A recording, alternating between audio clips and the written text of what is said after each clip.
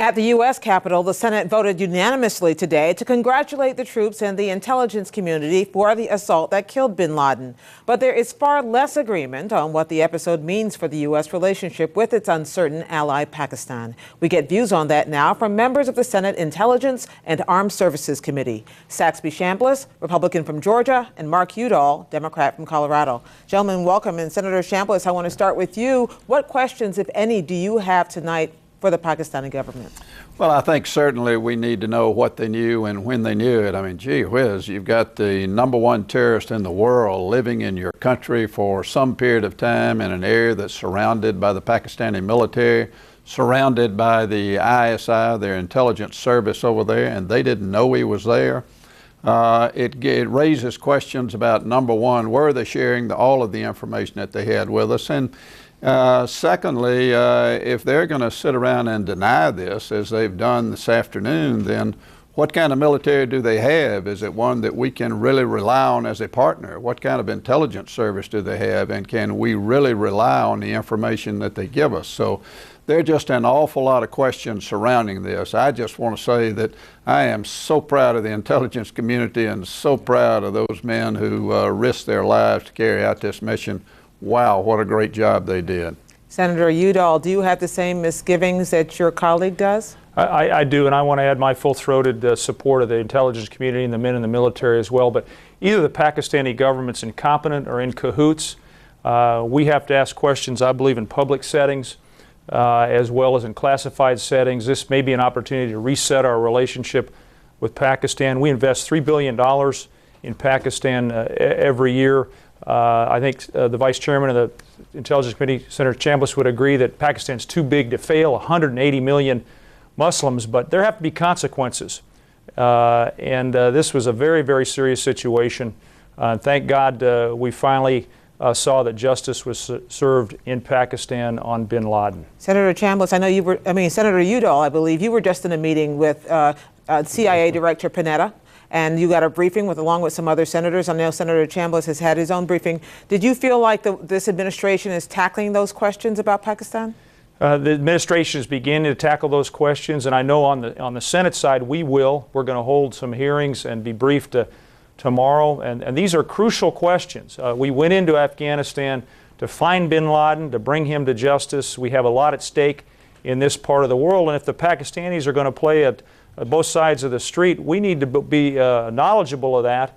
And again, there have to be some consequences, but perhaps we can use this as a moment to come clean. And when I say us, I mean the Pakistanis come clean so we can finish the job in Afghanistan. That's, after all, our goal is to hand off the Afghanistan to the Afghan people as soon as we possibly can. Now, the opening may be that bin Laden had ties to the Taliban and Mullah Omar. He had a larger-than-life personality. It may be that now the exit ramp, which is a political settlement in Afghanistan, is more in reach.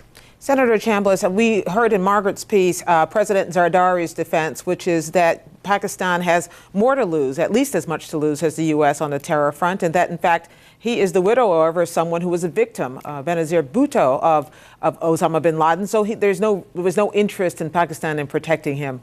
What do you think of that defense that he offered? Well, we do know that al-Qaeda has declared war on Pakistan, and as a result of that, he was right in the editorial in the Washington Post today that terrorists did kill his wife.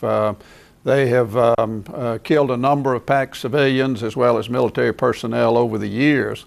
But we've got it's now the time for Pakistan to get serious. If they want to truly be a democratic country and have the strong kind of military that protects their people within as well as from without, then they've got to stand up and show that they're willing to cooperate in the terrorist world by not cooperating with the Haqqani network, which we know they do, by not cooperating with the Pakistan Taliban, which we have suspicions that they do.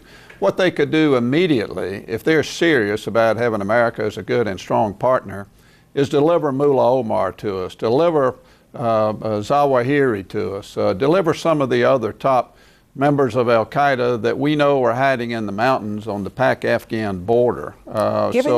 It's an opportunity for them. Well, but given your concerns, do you think that those are reasonable requests that can be delivered upon based on what history tells us about the relationship?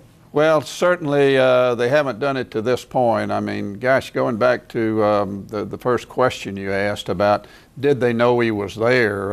If they didn't know that, we really do have questions about the competency of their military and the ISI. So I don't know whether they can deliver on that or not, but I think it's a reasonable request, and I think it's something we ought to ask them to do and see what they say. Senator Udall, the one control that Congress has over this situation is the purse strings, the aid that goes to Pakistan.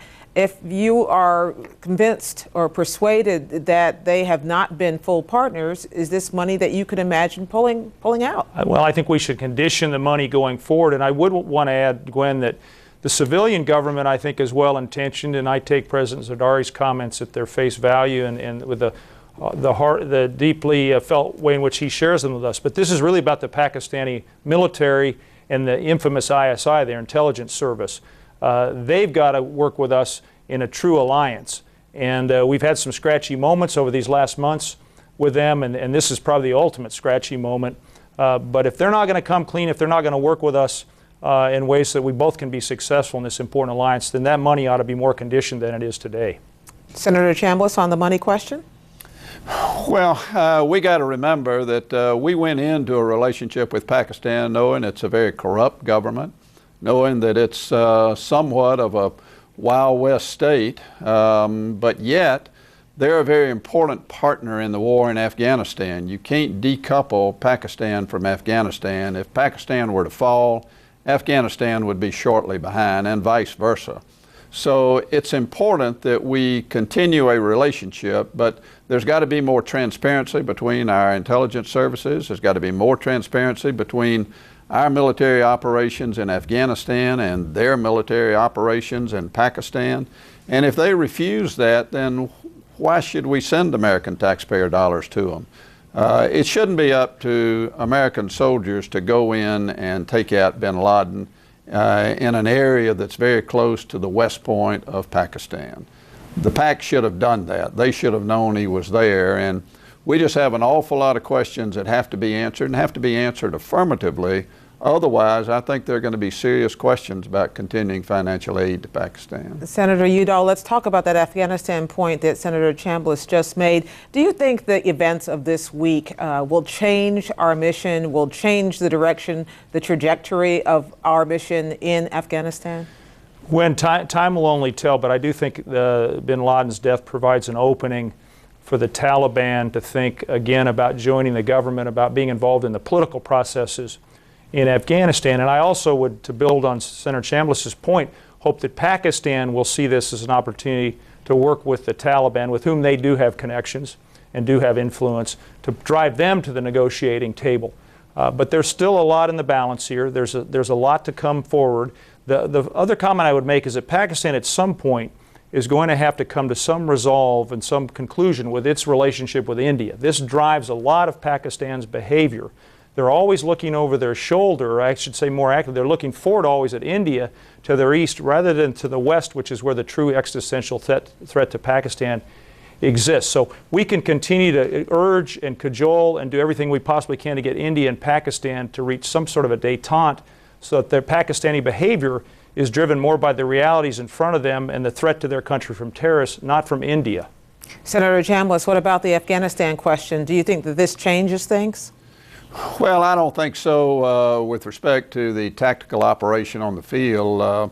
Bin Laden was not directing any of the activity from a military standpoint in Afghanistan. Mullah Omar does more of that than Bin Laden was ever involved in. And that's why getting him would be important from an Afghan situation. What it does show is that America never gives up. If you come after us and you harm America or Americans, we're never going to give up hunting you down. And every terrorist in the world ought to understand that. We're going to come after them in a relentless way, and we're going to make sure that ultimately we take them out and bring them to justice. So I think from that standpoint, it ought to be a huge morale boost to our military and the Afghan military and the Afghan people that we're there, and we're going to continue this fight, and we're going to hunt down bad guys, and we're going to prevail in this effort. Senator Saxby Chambliss and Senator Mark Udall, Colorado, Georgia, thank you both very much. Sure. Thank Thanks, you, Gwen. Gwen. Thanks.